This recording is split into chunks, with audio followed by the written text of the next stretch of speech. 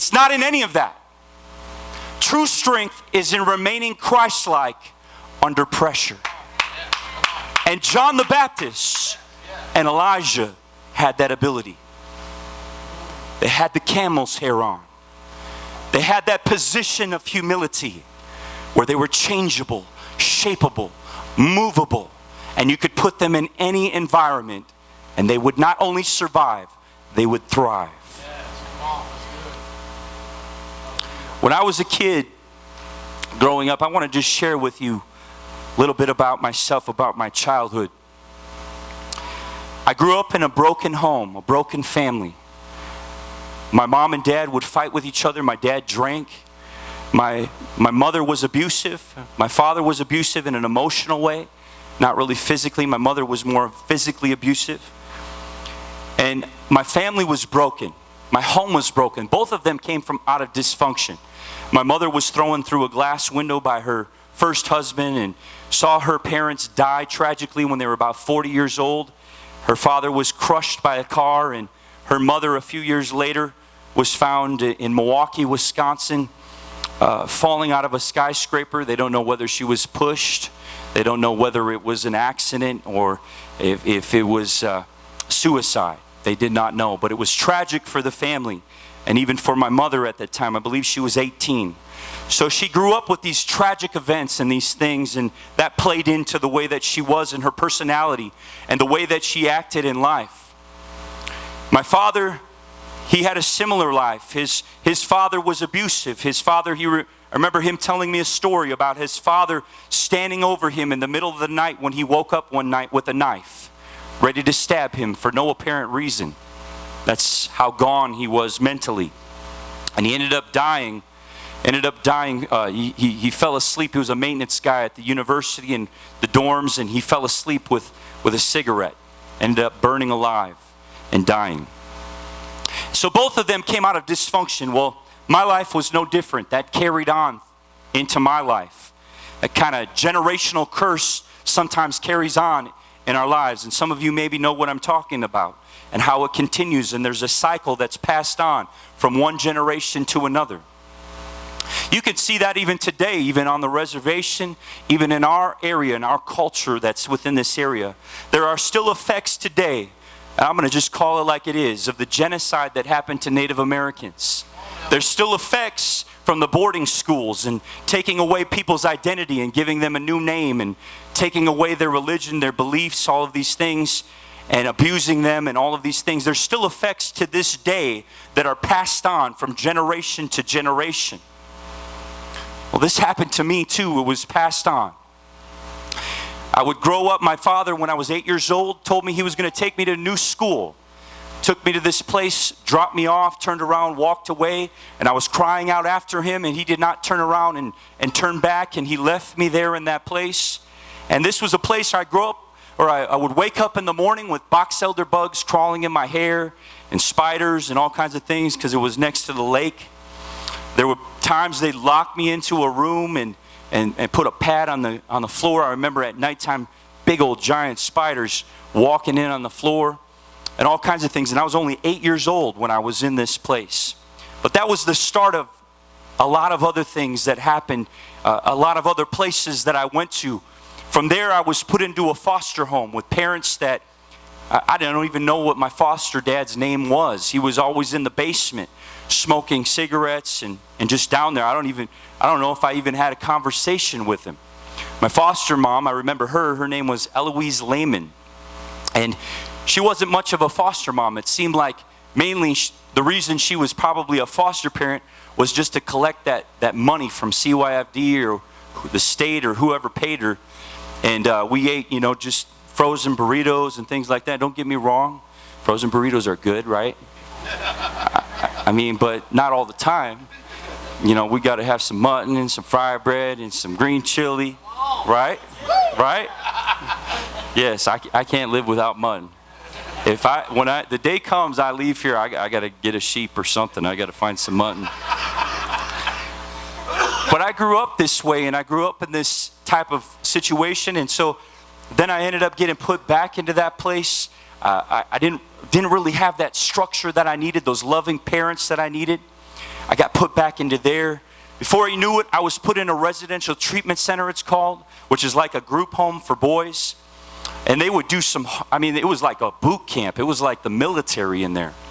They would make us go on hiking trips up in the Rocky Mountains, and it might sound fun, but when you're only like 12 years old and you got to carry an 80-pound pack that weighs more than you, I'm talking about in the Rocky Mountains, where the real Continental Divide is, not the one that's out here past Pilot. I'm talking about sheer cliffs, places where we had to walk at an angle just to stay upright for the wind to not blow us over. And I saw one kid slide down the mountain, almost could have fell off the cliff and died. And I don't know what this guy was thinking. He was like some Mount Everest power hiker freak. And he took us on this journey as kids, like 80 miles in the heart of the Rocky Mountains. No electricity, nothing. And it sounds fun, but it was harsh. We got caught in a blizzard. They said it hadn't snowed like that for, I think it was like 20-some years. We were caught on the Continental Divide, almost died. Had to climb the mountain in the snow above our knees with lightning coming down on us. Stripped down naked just to survive, sleep in the same sleeping bag. All these different things just to survive that. And then we took another trip back there to Colorado, had to do that again, went to the Boundary Waters in upper Minnesota, did the same thing up there. And you used to have to run a mile under 8 minutes, otherwise there were consequences. Some of the consequences were, there was actually an ex-Denver Bronco, and that's why I don't like the Denver Broncos. I'm just kidding, I'm just playing. I'm just kidding. No. Oh, you're a Denver Bronco fan? Okay, I'm sorry. Oh, okay. Awesome, brother. Awesome. Yes. Thank you, Peter. This guy would sit on people, on kids, and make them cry and everything. He was a nose guard, actually, for the Denver Broncos, like, tryout team. I don't even think he made the team. He wasn't on there that long, but he would sit on them to make them cry and everything. And just huge guy, real big. And anyways, they make you sit, face the wall. They make you stand up in a corner for long periods of time. All kinds of different things. Run up hills until you cry, and basically it was like the military. It was crazy. And so, anyways, I was in that place, and then after that, I would continue in my life and get put into other places. There was a time when I was put into juvenile prison, and in that place, I didn't really do something that bad. I actually got into, I'm going to be real with you, I actually got into a fight with my mother while we were driving. And I shouldn't have even been with my mom at the time because of the dysfunction. But we were fighting in the car, and I was just a kid. And anyways, I got in trouble because of all the trouble that I had been in, and they decided to put me in juvenile prison. And I was in juvenile prison for a while. And then I got taken out of that place, and I was put into another residential treatment center. And then out of that residential treatment center, I got put into another foster home. And I had, and each one of these places was different. In juvenile prison, it was crazy. There were stabbings just like a regular adult prison. There were all kinds of things in there and all kinds of different experiences that I had. They used to call me John the Baptist. That was my prison name. And it's kind of ironic that I'm preaching about this tonight because God gave me this. But anyways, that was my prison name, juvenile prison name. And, it was crazy in there. But I remember times when I would be praying, like all by myself in a cell. And I remember praying in like a pool of my tears and just start speaking in tongues and worshiping God, just like we were doing here in this service. And I could feel God come into that cell, and I felt completely free inside and out. It didn't matter if I was in prison or not. I felt free. It could have been in prison. I could have been in some other country, but I had God with me in that place, and I felt completely free in that place. And then I went to this residential treatment center, like I was saying, and this place was a little bit nicer. This was actually one of the best places that I was in as a kid. And in this place, they had a school kind of attached with it.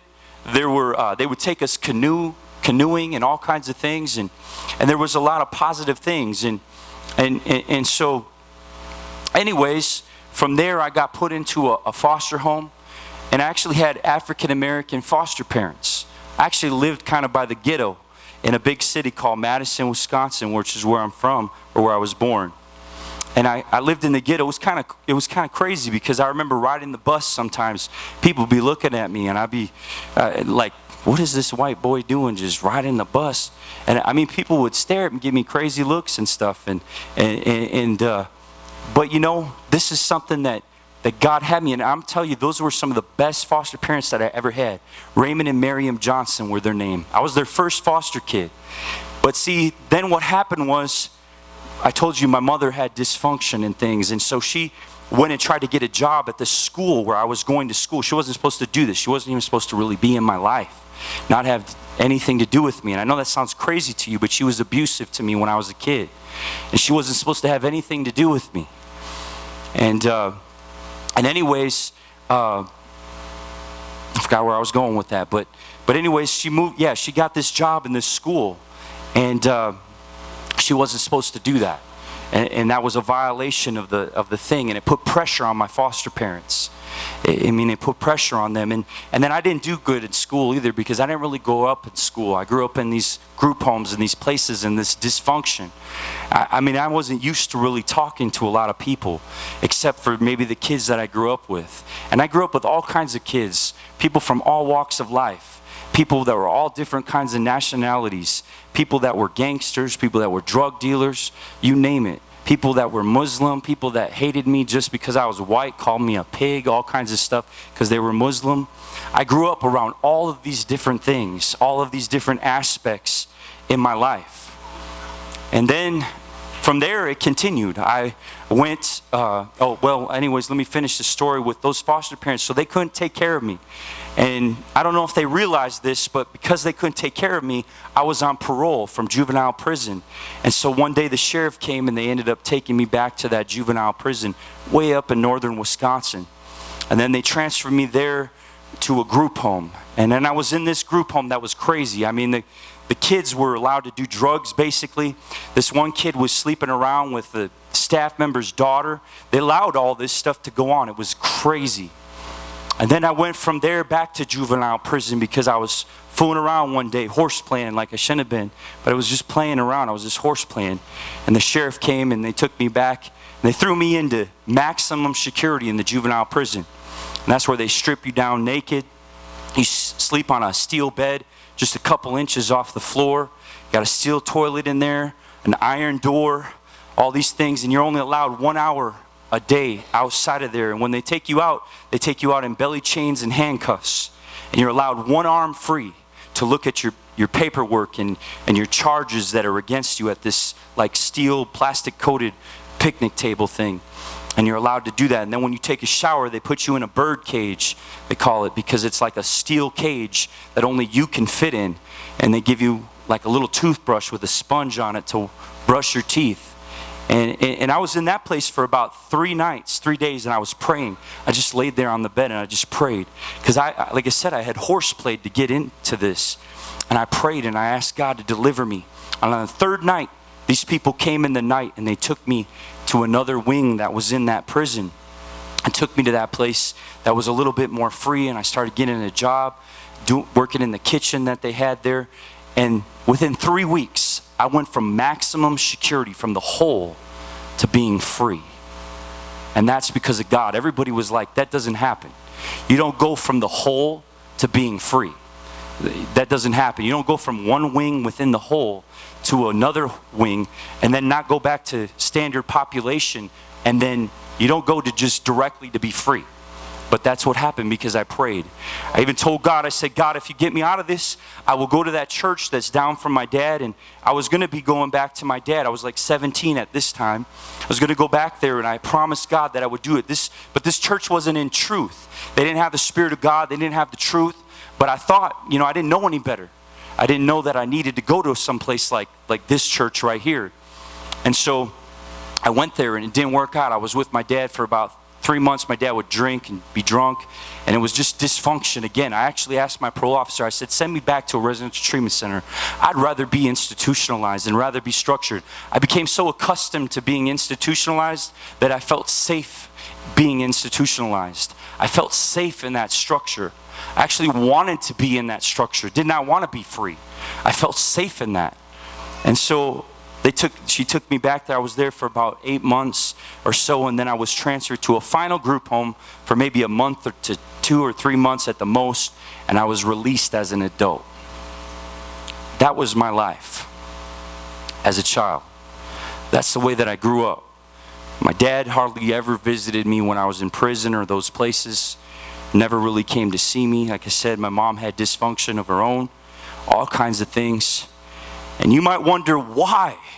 Why would God allow us to go through things like that as people? Why would God allow us to go through dysfunction and all of these different things and deal with all of these things if we're his child? And this is after I was even filled with the Holy Ghost and baptized in Jesus' name, which was a whole nother story. It was a one-day thing. But God allowed all these things in my life. He allowed me to go through all of these different things. And I'm going to tell you why he did that. It's the same reason for some of you to go through the things that you've gone through in life as well. It's so that I could be clothed with camel's hair.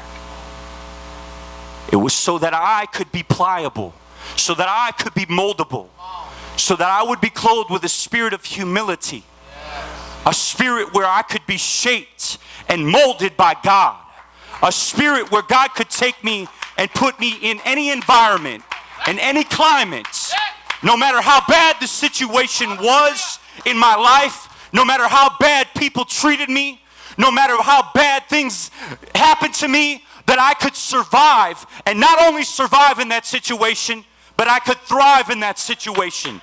I could learn to trust in God, that he would be my provider, that he would help me through that difficulty and the things that I face in life, that I could rely upon him for strength and encouragement, that I could learn that God was my father, even if I didn't have a real father, that God was my strength, that my strength wasn't based on my education or how I grew up some perfect life, but my strength comes from God. My strength comes from relying upon him and his word and what he says and what he wants to do in my life. Jesus, hallelujah. And that's what God wanted to show me. That's where God wanted to bring me to, so that I could be put in any situation from that point on and be able to adapt to it, be able to handle it, be able to overcome it, be able to minister to other people that go through the same things, that I would be changeable, shapeable, bendable, and have that spirit of humility. Hallelujah. To be clothed with camel's hair. That's what God wanted. I want to tell you something. I don't know if you've been paying attention to the news lately, but there's been a lot of crazy stuff going on. All kinds of crazy stuff going on.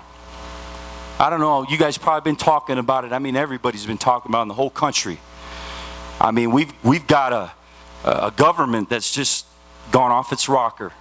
I mean, and just in the last few weeks, I mean, just look at it last week. What the Pope comes out, the future false prophet, I'm going to just tell it like it is, where the future false prophet is going to come from. This guy could be the false prophet. We'll have to see. But where the future false prophet comes out of, that's going to basically formulate world religion, and is going to be the spokesperson and point to the Antichrist and say, follow him. It's okay to get the chip or whatever it is, the one world currency be planted inside of you. The religious leader of the world comes out and talks about climate change and global warming and how it's a spiritual issue, he says. I want to give you a revelation about something that God showed me. You know why he did that? This is why spiritually that statement was made. It's so that when all the earthquakes and the famines, said it right.